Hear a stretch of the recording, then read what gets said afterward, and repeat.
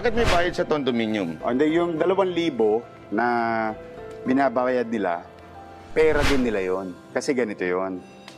Ayaw ko kasi nilang maibenta nila yung unit, no? Yung ginagawa ng iba. Kukunin, tapos ibebenta. Oo, kasi gusto ko naman proteksyonan yung taxpayers' money. Okay. Tinaasan natin yung kalidad ng pamumuhay nila. So, ingatan na nila. Ngayon, i-add ka ng 2 bulig. No? 2,000. Buwan-buwan. Halimbawa, isang araw, yumaman ka. Napag-aral mo anak mo, masenso kayo, ayaw mo na doon. Halimbawa, after 10 years, so that's 2,000 times 12, 24, that's 240,000. Ang nabayad mo sa gobyerno. Isosoli ko pa sa'yo. So hindi bayad yun? Hindi. Binibigyan lang kita, tinuturuan lang kita mag-impok, na at maging responsable sa Alam sarili. nila yung ganun? Yes, alam nila yon. Sa base community, condominium 1, but 2,000 pesos, magkano upa sa board, yung boarding house? Kahit mga 2,500, ganun. 2,500, sa squatter pa nga. Isang bulig 2 bulig O tas yung mga nangungupahan, 7,000, 5,000. So they don't pay at all. Parang time deposit lang nila yun? Yes. Akin lang ang interest bilang gobyerno. So yung interest naman ito, noong mga pera nila na ito, ito naman ang gagamitin natin pang maintenance ng mga pabahay nila. Kasi isa sa pinakamahirap na ginagawa ng gobyerno is mag-maintain ng mga proyekto. Palpak ang, I've seen it. Pumapalpak talaga tayo bilang gobyerno pagdating na sa maintenance ng mga ginagawang building. Ayoko naman mababoy. Kawawa naman yung So yung 2,000 binabayad nila, papasok yung sa bangko, yung interest yun ng pang-maintenance. Yes. For example, i-invest natin yung pera nila. Gobyerno mag-i-invest. City government. Kanino mag-i-invest? ROP o Republic of the Philippines. Saan ka nakakita? Squatter, pinauutang national government. Kasi bumibili tayo ng bonds. Pasensya na, Yorme, Ang lupit pala ng utak ninyo. Akala ko puro sayaw lang kaya niyong gawin.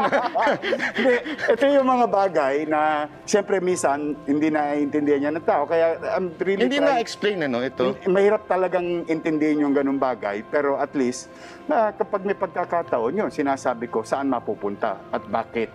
Ngayon, pinaka-importante sa lahat ng yun, pwede silang tumira doon habang buhay. Habang buhay. Hanggang gusto nila? Hanggang gusto nila. Okay. Hindi nga lang nila pwede masabing, kami may-ari nito, ibebenta ko na. Basta bawal ang ibenta. Hindi mo maibebenta. Bawal ibenta. Kahit naman yung sa ibang gawain ng gobyerno, bawal ibenta. Pero na ibebenta. Pero yung mga kaliwang grupo, nabebenta yun Kaya mo sila. Pag-usapan natin yan maya-maya. Basta tayo, sinigurado natin, ikaw, banat bay, nagbabayad ka ng buwis. Yung buwis mo pumunta sa gobyerno. Yung buwis mo, binigay sa tao through services. Okay. So I want to protect that tax. Para ikaw naman ganaan, ay hindi naman pala binalahura ng gobyerno yung pinaghirapan kong buwis. Okay. So itinaas yung kalidad ng pamumuhay ng kapitbahay ko na mahirap. Pero yung buwis ko, protektado. Now, with that, lumalaki ngayon, yumayaman ngayon ng Maynila. Pagdating sa asset, kasi it's an asset of the city, yayaman at yayaman ng Maynila. Isang lungsod for that matter. So it's really more on financial engineering, sort of saying. These days, yun ay kayang baliin ng mayorya ang isang makatwirang pananaw na sa aking palagay ay hindi tumutugma sa hangarin ko pong tumulong sa aking mga mahihirap na kababayan doon sa Tondo. Kaya po, hindi po kaila sa inyo, at dati rin po akong katulad nila, at hindi ko po kinahiya na kahit po'y ako isang basurero lamang, pedicab driver, nag-aral sa isang pampublikong eskwelahan, nagsikap at pinalad na maging isang artista, at muling pinalad na mabigyan ng pagkakataon ang isang batang katulad ko na hindi man lang nakapagtapos ng kolehiyo ay makapaglingkod sa aking kapwa. Nakita ko po ng mga sandaling iyon na kung saan ang tama ay nagiging mali at ang mali ay nagiging tama sa pamamagitan lamang ng pagiging miyembro mo ng mayorya. Sa pag-alis ko po sa mayorya ay para ko pong sinara ang gripo ng mga grasya at pribileyo na kaakibat sa pagsapi sa mayorya. Una na po, ilan sa mga staff ko, mawawalan ng mga trabaho. Pero dumarating po sa buhay ng isang tao na kailangan po natin timbangin kung ano ang higit na mas mahalaga, ang pribilehiyo o salapi o paninindigan at prinsipyo. Pinili ko pong manindigan at patuloy na pagsisilbihan ng matapat, makatwiran ang aking distrito. Minsan po, sinabi ng dating Pangulong Quezon, "My loyalty to the party ends where my loyalty to the people begins."